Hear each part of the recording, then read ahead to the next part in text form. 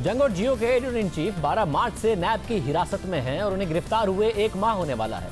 Trial court में case की समाअत हो रही है। साथ ही लाहौर हाई कोर्ट में भी जमानत की दरख्वास्त दायर की गई है, जिसकी गुज़िश्ता रोज समाअत हुई। मीर शकील उर रहमान के वकला एतजाज हसन और अमजद परवेज ने दलाइल दी और वकला ने मौक़िफ़ इख्तियार किया कि अगर 34 साल पहले खरीदी गई जमीन का जुर्म साबित नहीं होता तो मीर शकील उर रहमान को गिरफ्तार क्यों किया गया, उन्हें जमानत क्यों नहीं दी जा रही।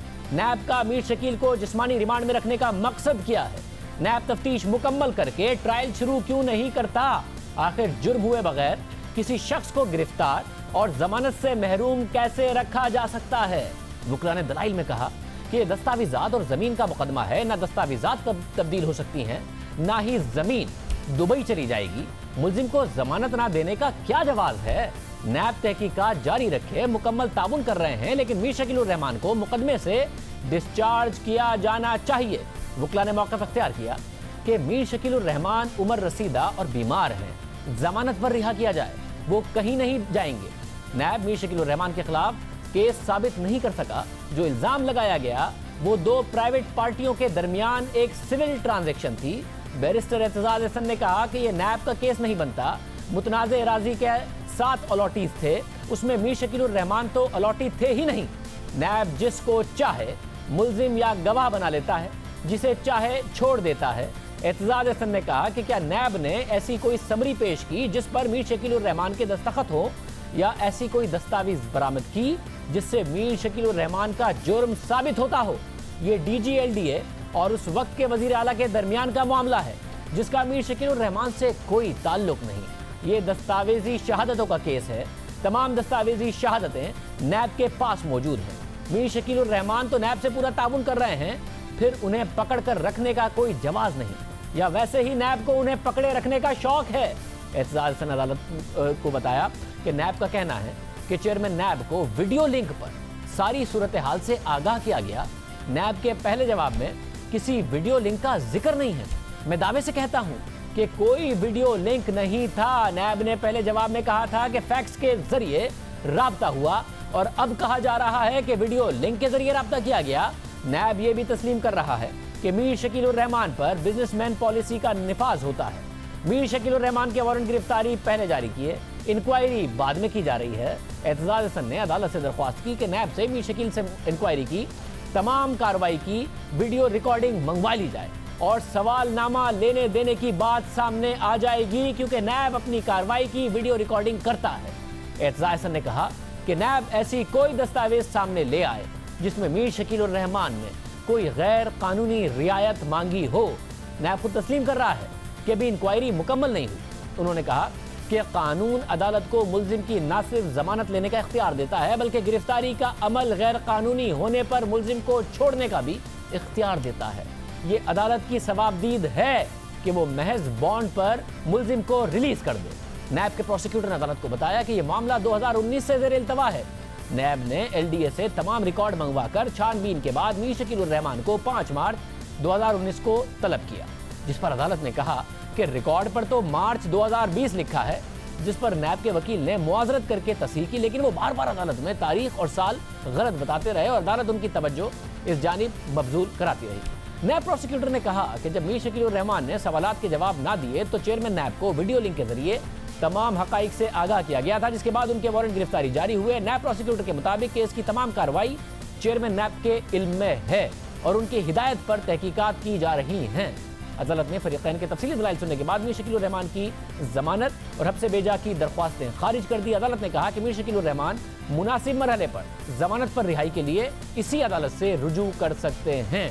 ये क्या मामला हुआ, माहिर कानून और जियो के एडिटर इन चीफ के वकील अमजद परवेज साहब हमारे साथ मौजूद हैं। हम आपको बताते चलें कि नैब के तर्जुमान को भी हमने प्रोग्राम में शामिल होने की दावत दी है। प्रोग्राम लाइव है, वो इस वक्त भी हमें ज्वाइन कर सकते हैं और अपना मौक़िफ़ इस हवाले से दे सकते हैं। अमजद परवेज साहब बहुत शुक्रिया। सर, आप लोगों की इस्तदा थी जमानत की, अदालत ने कहा है कि आप वापस भी आ सकते हैं जमानत के लिए, मगर इस वक्त आपका की जो इस्तदा थी वो मुस्तरद भी हुई, ये क्या मामला हुआ? देखिए, एक जो मिसकॉन्सेप्शन चल रहा है वो ये है कि जैसे अदालत आलिया के दरवाजे जमानत के तनाजुर में हमेशा के लिए हम पे बंद हो गए, ऐसा नहीं है। ऑर्डर पढ़ा नहीं किसी ने, इस ऑर्डर के अंदर लिखा हुआ है कि अभी केस चूंकि इनिशियल स्टेज ऑफ इंक्वायरी पे है, तो इस इनिशियल स्टेज पे अभी तक चूंकि उनका फिजिकल रिमांड चल रहा है, हाई कोर्ट इंटरवीन नहीं कर सकती। हाई कोर्ट ने जमानत के लिए इस ऑर्डर के अंदर लिखा है कि अप्रोप्रिएट स्टेज पे दोबारा अदालत से जमानत के लिए रजू किया जा सकता है। और सब आमतौर पर जब किसी को गिरफ्तार करे तो नैब का ज़ाहिर मौक़िफ़ होता है कि हमने इनसे कुछ निकलवाना है, या कोई भी मामला हो, किसी भी केस में कोई भी गिरफ्तार हो। इस केस में जो वजह है, नैब एग्जैक्टली क्या निकलवाना चाहता है, क्या ऐसे डॉक्यूमेंट्स हैं जो इस वक्त मीर शकील उर रहमान साहब के पास है? देखिए, गुजारिश ये शाहजेब साहब के अब तो ये मैटर ऑफ पब्लिक नॉलेज हो गया है कि मीर साहब के जो खिलाफ केस है वो 34 साल एक पुरानी ट्रांजैक्शन के मुतालिक है, और उस 34 साल पुरानी ट्रांजैक्शन का तमाम तर जो रिकॉर्ड है वो पब्लिक डॉक्यूमेंट्स हैं और एलडीए के रिकॉर्ड का हिस्सा है, और उस रिकॉर्ड को एडमिटेडली नैब कब्जे में ले चुका है। ये ऐसा केस नहीं है जिससे मीर साहब की कस्टडी से मीर साहब को हिरासत में रख के उन्होंने कहीं ले जाके नैब की टीम को किसी चीज को बरामद करवाना है। दस्तावेजी सबूत का केस है, वो तमाम डॉक्यूमेंट्री एविडेंस जो है वो नैब के कब्जे में है।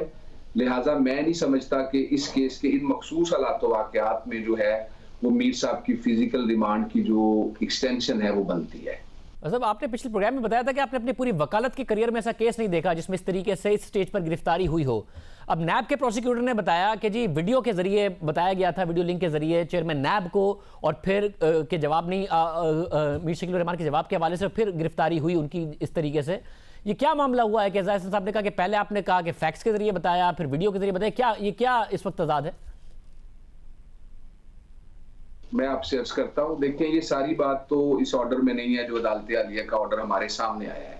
इंटरेस्टिंग बात यह है कि जब हम रिट पिटीशन फाइल करते हैं तो उससे अदालत जो है वो नैब से जवाब तलब करती है। जो जवाब नैब ने लिख के अदालत में जमा करवाया है उसमें ये लिखा हुआ है कि हमने फैक्स के जरिए से डॉक्यूमेंट्स चेयरमैन नैब के साथ शेयर किए थे।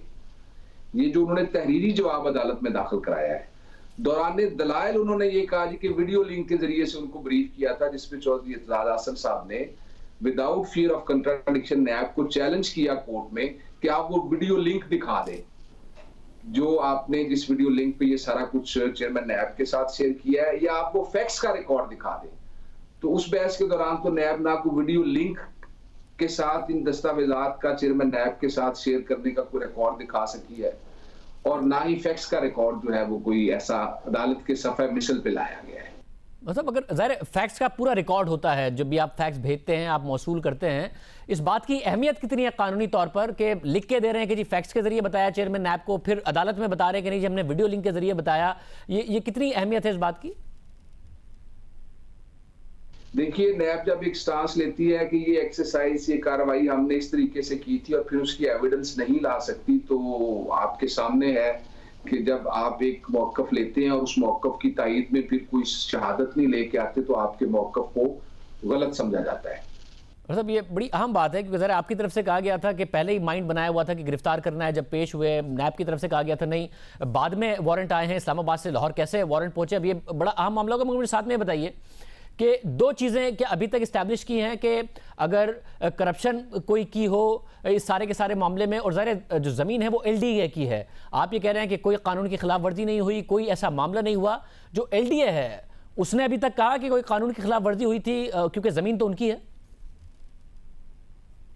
सुप्रीम कोर्ट ऑफ पाकिस्तान 1957 से लेके 2017 तक 1957 से लेकर 2017 तक ये कहती आ रही है कि जब किसी शख्स पे कोई इल्जाम ऐसा होगा जिसका ट्रायल दो कवानीन के तहत हो सकता हो, तो कानून ये कहता है कि आप एग्जेक्टिव को, सरकार को ये इख्तियार नहीं देंगे कि वो अपनी मर्जी के फोरम का चुनाव करे, बल्कि जिस कानून में कम सजा होगी या जो कानून मोर स्पेसिफिकली उस इशू को डील करता होगा उसके तहत जुरिस्डिक्शन होगी इदारे को, और वो इदारा जो है एडमिटेडली एलडीए है।